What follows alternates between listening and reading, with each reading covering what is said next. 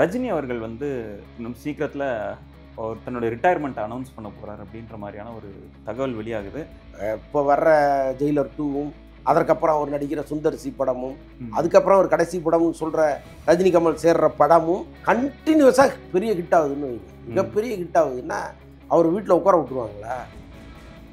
தொடர்ந்து இளம் இயக்குநர்களோட நடிச்சுட்டு வர்றாரு கடந்த சில ஆண்டுகளாக ரஜினி அவர்கள். திடீர்னு சுந்தர் சீட்டை போகிறதுக்கான காரணம் என்ன? சுந்தர் சி வந்து ரொம்ப விரைவில் ஒரு படத்தை எடுக்கிறவர். இப்போ சில பேர் வந்து ஷூட்டிங்கே 100 நாள் எடுப்பாங்க, அதுக்கப்புறம் போஸ்ட் ப்ரொடக்ஷன் அது இதுன்னு ஒரு 1.5 வருஷம் ஆயிரும் படம். பட் சுந்தர் சியை பொறுத்தளவுக்கு 30 நாள் 35 நாள் ஒரு படத்தையே முடிச்சு வருவார். இன்னொன்று மினிமம் கேரண்டி. சில படங்கள் ஒரே பெரிய ஹிட் ஆகும், ஒரேடியாக பெரிய ஃப்ளாப் ஆயிடும். சுந்தர் சி படம் அப்படி கிடையாது.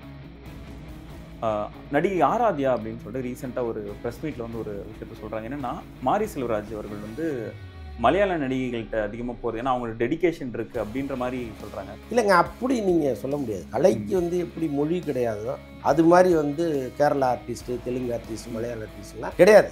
அது வந்து அந்த கேரக்டர் என்ன மாதிரி ஒரு முகத்தை கேட்குதோ அந்த முகத்தை தேடி தான் போக முடியும். எதுக்கெடுத்தாலும் தமிழ் உரிமை, நாமெல்லாம் தமிழர்கள்னு பேசுகிற தங்கர் பச்சான் அழகி படத்துக்கு யாரை கொண்டு வந்தார்? நந்திதா தாஸ்ன்னு வட இந்திய நடிகை தான் கொண்டு வந்தார். அந்த கேரக்டரில் நீங்கள் வேறு யாராவது நினச்சி பாருங்க.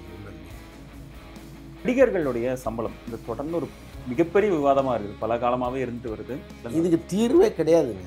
ஏன்னா இது எனக்கு தெரிஞ்சு 15-20 வருஷமாக அதை பேசுகிறாங்க. ஸ்ட்ரைக் பண்ணுவோம்பாங்க, தியேட்டரை மூடுவோம்பாங்க, படப்பிடிப்பு நடக்காதும்பாங்க, எல்லா த்ரெட்டரையும் கொடுப்பாங்க. கடைசியில் போய் கொல்ல பக்கமாக போய் இப்போ நிறைய நடிகர்கள், சின்ன நடிகர்கள் வராங்க, படம் எடுக்கிறாங்க, நல்லா தானே ஓடுது. ஆண் பாவம் பொல்லாதுன்னு ஒரு படம், ரியோராஜ்னு ஒரு சின்ன ஹீரோ தான், படம் பிச்சுட்டு போகுது தியேட்டரில். டூரிஸ்ட் ஃபேமிலின்னு ஒரு படம் எவ்வளோ பெரிய ஆள் இன்னுமே இல்லை, ஆனால் அந்த படம் எப்படி ஓடுது? இந்த மாதிரி படங்களாக நாங்கள் பண்ணிக்கிறோங்க. இந்த டாப்பில் இருக்கிற ஒரு 10 ஹீரோ இருக்காங்கல்ல, நீங்கள் வீட்லேயே இருங்க சாமி, வரவே வராதிங்க, நாங்கள் பார்த்துக்கிறோன்ட்டு இந்த மாதிரி படங்கள் எடுங்களா. அவங்க எங்கே போவாங்க?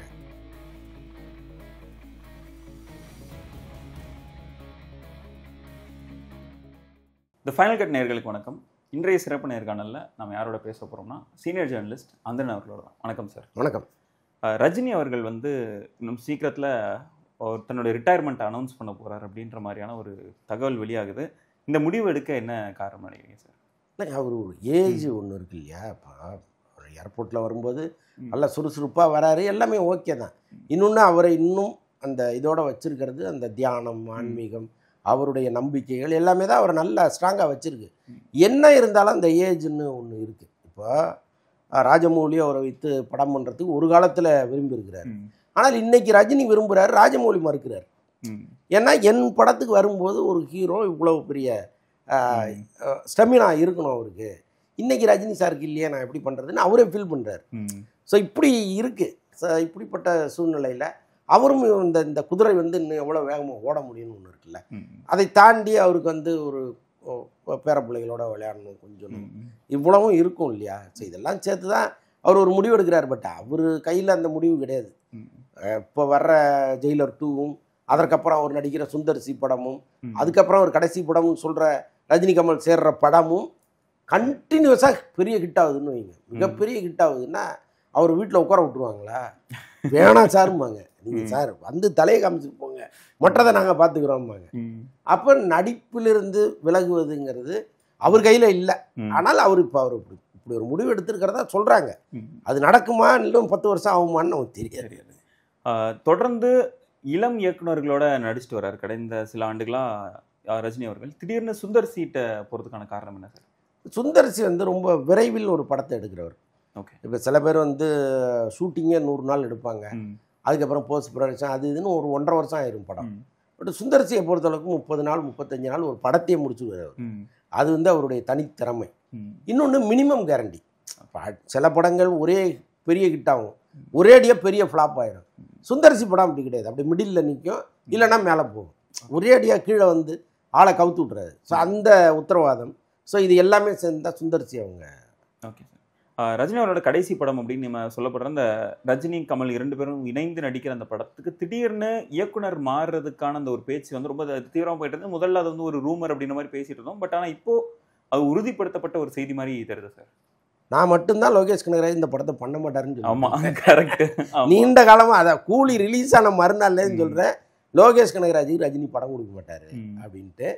அதற்கு வந்து நான் அவருடைய திரைக்கதை, அப்புறம் அந்த படத்தில் எந்த சுவாரஸ்யமும் இல்லாத ஒரு படம், இதை வந்து எப்படி அவர் ரிப்பீட் பண்ணுவார்? இந்த படமே ஃபெயிலியர் படம், அதை சன் டிவி வெளியில் சொல்லலை. ஸோ இவ்வளோ விஷயங்களையும் நம்ம சொல்லி இன்றைக்கி இந்த படத்தை லோகேஷ் கனகராஜ் பண்ண மாட்டார், கட்டாயமாக வேற ஒருத்தர் தான் பண்ண போகிறாருன்னு சொன்னேன். அதுதான் இன்றைக்கி நடந்திருக்கு. ஸோ இப்போ வந்து நெல்சன்கிட்ட ஒரு கதை கேட்டதாக ஒரு தகவல் இருக்குது. நெல்சன் ஒரு வேளை அவர் சொன்ன கதை வந்து ரொம்ப பிடிச்சிருந்தா கட்டாயமாக அந்த ஷூட்டிங் ஸ்டார்ட் பண்ணிடுவாங்க. பட் என்ன இருந்தாலும் நெல்சன் வந்து இப்போதைக்கு அறிவிக்காதீங்க சார், கொஞ்சம் வெயிட் பண்ணுங்கள், ஜெயிலர் 2 வந்த பிறகு இந்த ப்ராஜெக்ட் அனௌன்ஸ் பண்ணுங்கன்னு அவர் சொன்னதாக ஒரு தகவல் இருக்குது. ஸோ அதுதான். மற்றபடி வந்து சினிமாவில் வந்து வெற்றி பெற்ற இயக்குனர்னா உடனே அவரோட ரிப்பீட் பண்ணுறதும், அவர் கொஞ்சம் ஃபெயிலியர் ஆகிட்டார், அவர்கிட்ட சரக்கு இல்லைன்னா அவரை விட்டுட்டு போகிறதும் ரொம்ப இயல்பானது தான். அதை தான் ரஜினி பண்ணியிருக்காரு. அதில் ஒன்றும் விசேஷமாக சொல்கிறதுக்கு.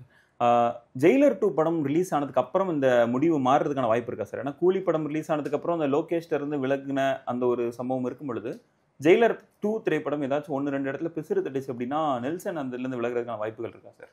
இல்லைங்க, எப்போவுமே ஒரு டைரக்டர் வந்து தோல்வி படம் கொடுத்தாலும் டைரக்டர்கிட்ட ஸ்டஃப் இருக்குன்னு தெரிஞ்சால் விட மாட்டாங்க அவர். ஓகே, சினிமாவில் நீண்ட காலமாக இருக்கிறது அதுதான். அவர் படம் ஃபெயிலியர் ஆயிரும், ஆனால் அந்த டைரக்டர் இன்னொரு படம் பண்ணுவார். என்னன்னா இவர்கிட்ட ஸ்டஃப் இருக்குங்க, படம் ஏதோ கதை பிடிக்கல மக்களுக்கு, அதை விட்டுருங்க, தனிப்பட்ட டைரக்டராக இவர் பெஸ்ட் அப்படிங்கிற முடிவு எடுத்து அவருக்கு வாய்ப்பு கொடுப்பாங்க. பட நிறுவனங்களும் கொடுப்பாங்க. அதுக்கு நிறைய இங்கே காரணிகள் இருக்குது. சீக்கிரமாக ஷூட்டிங், இப்போ நான் சொன்னேன்ல, சுந்தரிசி வந்து ஒரு படத்தை ஸ்டார்ட் பண்ணாருன்னா 30-35 நாளில் படத்தை முடிச்சிடுவார். அது பெரிய ப்ளஸ்ஸு.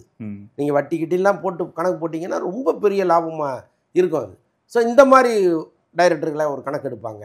அப்புறம் படத்தில் வந்து அவருக்கான பொட்டன்ஷியல் என்னங்கிறது சீன்களில் தெரியும். அப்போ இவ்வளவு நல்லா பண்ணுறவர் ஏன் அடுத்த படத்தில் இன்னும் பெட்டராக பண்ண மாட்டார்? சரி, அவரை வச்சுக்கலான்னு தோணும். இந்த எந்த வகையிலையும் சேராதவர் லோகேஷ் கனகராஜ்.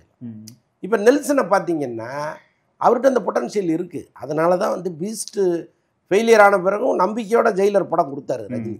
அவருக்கு தெரியும்ல, இப்போ இத்தனை வருஷம் அனுபவத்தில் இவர்கிட்ட பேசும்போது ரைட்டு ஓகேன்னு தெரியும் இல்லையா. சிபி சக்கரவர்த்தின்னு ஒரு டைரக்டர்கிட்ட பேசுகிறாரு, அதுக்கு முன்னாடி ஒரு பெரிய ஹிட்டு கொடுத்த டைரக்டர் தான். பட் அவர்கிட்ட பேசும்போது இவர் நம்ம சரியாக வரமாட்டாருன்னு தெரியுது இல்லை. ஸோ அந்த கணக்கெல்லாம் ரஜினிக்கு எப்பவுமே உண்டு. அதனால் நெல்சனோடு சேருவதற்கு நிறைய வாய்ப்புகள் இருக்குது. நடிகை ஆராத்யா அப்படின்னு சொல்லிட்டு ரீசெண்டாக ஒரு ப்ரெஸ் மீட்டில் வந்து ஒரு விஷயத்த சொல்கிறாங்க. என்னென்னா மாரி செல்வராஜ் அவர்கள் வந்து மலையாள நடிகைகள்கிட்ட அதிகமாக போகிறது, ஏன்னா அவங்களோட டெடிக்கேஷன் இருக்குது அப்படின்ற மாதிரி சொல்கிறாங்க. தமிழ்லையுமே எங்களை மாதிரி டெடிக்கேட்டடான நடிகைகள் நிறைய இருக்கும், நீங்கள் எங்களுக்கு வாய்ப்பு கொடுக்கலாமே அப்படின்ற மாதிரியான ஒரு கன்சர்ன் அவங்க ரைஸ் பண்ணுறாங்க. எப்படி பார்க்குறீங்க சார்? இல்லைங்க, அப்படி நீங்கள் சொல்ல முடியாது. கலைக்கு வந்து எப்படி மொழி கிடையாதோ அது மாதிரி வந்து கேரளா ஆர்டிஸ்ட்டு, தெலுங்கு ஆர்டிஸ்ட், மலையாள ஆர்டிஸ்ட்லாம் கிடையாது. அது வந்து அந்த கேரக்டரு என்ன மாதிரி ஒரு முகத்தை கேட்குதோ அந்த முகத்தை தேடி தான் போக முடியும். பாருங்கள், எதுக்கெடுத்தாலும் தமிழ் உரிமை, நாமெல்லாம் தமிழர்கள்னு பேசுகிற தங்கர் பச்சான் அழகி படத்துக்கு யாரை கொண்டு வந்தார்? நந்திதா தாஸ்ன்னு ஒரு வட இந்திய நடிகையை தான் கொண்டு வந்தார். அந்த கேரக்டரில் நீங்கள் வேறு யாராவது நினச்சி பாருங்கள், இங்கே உள்ள நடிகை பண்ணவே முடியாது. அப்போது அவங்க எழுதும்போதே இந்த கேரக்டருக்கு இவங்க தான் மனசில் நினச்சி எழுதுவாங்க. அதனால் நீங்கள் வந்து இதை வந்து பிரிக்கவே முடியாது. தமிழர் தான் தமிழ் படத்தில் நடிக்கணும் அப்படின்னு நினச்சிங்கன்னா தமிழ் படம் மாதிரி ஒரு குப்பையான படம் இருக்காது. இல்லை, நான் எதுக்கு சொல்கிறேன்னா, இப்போ நீங்கள் தமிழ் அப்படின்னு பேசுகிறது வேறு, ப்ராக்டிக்கலாக என்னங்கிறது தான் பார்க்கணும். இப்போ சாயாஜி சிண்டேன்னு ஒரு ஆள் வந்து பாரதியார் படத்தில் நடிக்கலைன்னா, பாரதி படத்தில் நடிக்கலைன்னா அந்த கேரக்டரில் யார் நடிச்சிருப்பா? யோசிச்சு பாருங்களேன். அதை நீங்கள் பாரதியாக பார்க்க முடியுமா அவரை நீங்கள்? அப்போது இந்த மாதிரி கலைக்கு நம்ம இந்த குறுகிய வட்டத்துக்குள்ளெல்லாம் பார்க்கவும் கூடாது, பேசவும் கூடாது. Okay sir. நடிகர்களுடைய சம்பளம் இது தொடர்ந்து ஒரு மிகப்பெரிய விவாதமாக இருக்குது, பல காலமாகவே இருந்துட்டு வருது. ஒரு படத்துடைய வருமானத்தில் 80% நடிகர்களுடைய சம்பளத்துக்கு மட்டுமே போகுது அப்படின்னு சொல்லிட்டு ரீசெண்டாக ஆர்கே செல்வமணி அவர்கள் வந்து ஒரு இடத்துல பேசியிருக்கிறாரு. இதுக்கு என்னதான் சார் தீர்வு? தொடர்ந்து இந்த ஒரு கம்ப்ளைண்ட் தயாரிப்பாளர் சைடில் இதுக்கு தீர்வே கிடையாதுங்க. ஏன்னா இது எனக்கு தெரிஞ்சு 15-20 வருஷமாக அதை பேசுகிறாங்க. ஸ்ட்ரைக் பண்ணுவோம்பாங்க, தியேட்டரை மூடுவோம்பாங்க, படப்பிடிப்பு நடக்காதும்பாங்க, எல்லா த்ரெட்டனையும் கொடுப்பாங்க. கடைசியில் போய் கொல்ல பக்கமாக போய் ஒரு 2 சூட்கேஸை எக்ஸ்ட்ரா கொடுத்துட்டு வருவாங்க. ஸோ அதனால் இங்கே வந்து நீங்கள் உதட்டளவில் பேசுகிற எதுவுமே வேலைக்கு ஆகாது. நாங்கள் தமிழில் படமே எடுக்க மாட்டாங்க, 2 வருஷம் ஸ்ட்ரைக்கு, எந்த தயாரிப்பாளரும் தமிழில் படம் எடுக்க மாட்டாருன்னு நீங்கள் சொல்லி பாருங்களேன். வேற எங்கே போவாங்க நடிகர்கள் சொல்லுங்கள்? இப்போ அவங்கவுங்க சொந்த படம் எடுப்பாங்களா? எல்லாருக்குமே தெரியும், வாங்கியே பழக்கப்பட்டவங்க சம்பளம்னு 10 பைசா இன்னொருத்தர் கொடுக்க மாட்டாங்க. அப்போ எப்படி அவங்க வந்து சர்வைவல் பண்ண முடியும்? ஆட்டோமேட்டிக்காக இறங்கி வந்து தானே ஆகணும். ஆனால் இங்கே அப்படி சொல்கிற கட்ஸ் யாருக்குமே கிடையாது. 2 வருஷம் 3 வருஷம் ஆனாலும் சரிங்க, தமிழில் நாங்கள் எந்த படமும் எடுக்க மாட்டோம், நிறுத்திடுறோம், சம்பளத்தை குறைச்சாதாங்க இனி படம் அப்படின்னு சொல்லி பாருங்களேன். இல்லைங்க, சின்ன பட்ஜெட்டில் நாங்கள் படம் எடுக்கிறோம், சின்ன சின்ன நடிகர்களை வச்சு நாங்கள் படம் எடுக்கிறோம். இப்போ நிறைய நடிகர்கள், சின்ன நடிகர்கள் வராங்க, படம் எடுக்கிறாங்க, நல்லா தானே ஓடுது. இப்போ பாருங்கள், இப்போ சமீபத்தில் ஒரு படம் ஆண் பாவம் பொல்லாதுன்னு ஒரு படம், ரியோராஜ்னு ஒரு சின்ன ஹீரோ தான். படம் பிச்சுட்டு போகுது தியேட்டரில். படம் ரிலீஸ் ஆகி முதல் நாள் பெருசாக ஒன்றும் இல்லை, 2வது நாள் 3வது நாள் படம் பிக்கப் ஆகி ஓடிக்கிட்டு இருக்கு. அதனால் டூரிஸ்ட் ஃபேமிலின்னு ஒரு படம் வந்து எவ்வளோ பெரிய ஆள் நடித்தாங்க, அதில் ஒன்றுமே இல்லை. ஆனால் அந்த படம் எப்படி ஓடுது? இந்த மாதிரி படங்களாக நாங்கள் பண்ணிக்கிறோங்க. இந்த டாப்பில் இருக்கிற ஒரு 10 ஹீரோ இருக்காங்கல்ல, நீங்கள் வீட்லேயே இருங்க சாமி, வரவே வராதிங்க, நாங்கள் பார்த்துக்குறோன்ட்டு இந்த மாதிரி படங்கள் எடுங்களா. அவங்க எங்கே போவாங்க? ஒரு கேவிஎன் நிறுவனம் வரும், ஒரு மைத்ரி மேக்கர்ஸ் வரும், வேறு யாரும் வருவா? ஸோ அதனால் இவங்கள்ட்ட அந்த கட்ஸு கிடையாது. Okay sir. இப்போது நடிகர்கள் வந்து மற்ற இண்டஸ்ட்ரியிலலாம் எப்படி சார் சம்பளம் வாங்குறாங்க? இந்த அளவுக்கான அதிக சம்பளம் மற்ற இண்டஸ்ட்ரியிலையும் இருக்குதா சார்? மற்ற இண்டஸ்ட்ரியில் வந்து ரெவின்யூ ஷேர் சார். ஓகே.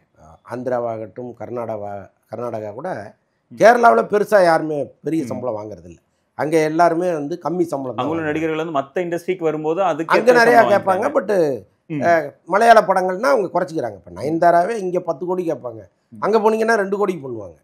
அப்போ அவங்களுக்கு அந்த மண் பற்றுன்னு ஒன்று இருக்குது. நம்ம கலாச்சார படங்கள் இதெல்லாங்கிற ஒரு பார்வை அவங்களுக்கு இருக்குது, நமக்கு அதெல்லாம் கிடையாதுன்னு வச்சுக்கோங்க. ஸோ அப்படி இருக்கிறதுனால மற்ற லாங்குவேஜில் எந்த பிரச்சனையும் கிடையாது. இப்போ ஆந்திராவிலாம் பார்த்தீங்கன்னா படம் தயாரிப்பாளரே வந்து ஹீரோவுடைய உறவினராக இருப்பார். அப்போ அவங்களுக்குள்ளே பேசிக்கிட்டு கடைசியாக படம் ரிலீஸ் ஆகும்போது பார்த்துக்கலான்னு போவாங்க. இப்போ கர்நாடகாவில் பார்த்தீங்கன்னா ரெவன்யூ ஷேர். இங்கே அந்த மாதிரி ஒன்று வந்துச்சுன்னா ஓரளவுக்கு சினிமா பிழைக்கும். இப்போ சிவகார்த்திகேயன், சிம்புலாம் அப்படி தான் பண்ணுறாங்க. கொஞ்சம் இறங்கி வந்திருக்காங்க, ரெவன்யூ ஷேருக்கு இறங்கி வந்திருக்காங்க. பெரிய நடிகர்களும் வரணும், வந்தால் தானே பிழைக்கும் சினிமா. சிவகார்த்திகேயன் பற்றி தான் கடைசியாக ஒரு கேள்வியோட முடிச்சுக்கணும்னு பார்க்குறேன். சஞ்சய் லீலா பன்சாலியை வந்து அவர் போயிட்டு சந்திச்சிருக்கிறார் அப்படின்ற ஒரு செய்தி இருக்குது. எதனால அந்த ஒரு சந்திப்பு அப்படின்றது? அடுத்த கட்டம் தானேங்க. இப்போ அப்படியே வரிசையாக வளர்ந்தார், இன்றைக்கி ஒரு முக்கியமான இடத்துக்கு வந்துட்டார். இதற்கப்புறம் பாலிவுட் சைடு போயிட்டாருன்னு வைங்க, ஒருவேளை அங்கே பயங்கரமாக கிளிக் ஆகிட்டாருன்னா பேன் இண்டியா ஸ்டாராக மாறுவார்ல. ஸோ உள்ளுவதெல்லாம் உயர் உள்ளல்னு நினச்சி போகிறாரு, நல்ல விஷயம் தான். இதுக்கு முந்தைய தலைமுறை நடிகர்கள் செய்யாத ஒன்று இந்த தலைமுறை செய்கிறாங்கன்னு பார்க்கலாம். ஏன்னா இப்போ சஞ்சய் லீலா பன்சாலி போயிட்டு இவர் பார்க்குறாரு. பிரதீப் ரங்கநாதன் தொடர்ந்து ப்ரொமோஷன்ஸ் வந்து தெலுங்கு ஸ்டேட்ஸில் வந்து பார்த்தோன்னா பயங்கரமாக பண்ணுறாரு. ஆனால் லவ் டுடேலேருந்து ஒரு மிகப்பெரிய ரிசப்ஷன் கிடச்சிருக்கு. அப்படின்னும் பொழுது தமிழ்நாட்டிலேருந்து இப்போ ஒரு பேன் இண்டியா ஒரு மோகம் ஆரம்பிச்சிருச்சு அப்படின்னு நம்ம பார்க்கலாமா சார்? எப்போ ஓடிடி வந்துச்சோ அப்போவே எல்லா படங்களும் பேன் இண்டியா படங்களாக மாறிடுச்சு. இப்போ இவர் பிரதீப் ரங்கநாதன் வந்து நார்த் வரைக்கும் தெரியுது. ஸோ அது மாதிரி அது நல்ல விஷயம் தானே. இப்போ இங்கேருந்து அவங்க அங்கே போய் ப்ரொமோஷன் கொடுக்கறது, ஒரு பேன் இண்டியா ஸ்டாராக மாற முயற்சி பண்ணுவது, எல்லாமே ரொம்ப பாசிட்டிவான விஷயங்கள். Okay sir, thank you so much sir. உங்களோட நேரத்துக்கும் உங்களுடைய கருத்துக்களுக்கும் ரொம்ப ரொம்ப நன்றி. தேங்க்யூ. நன்றி.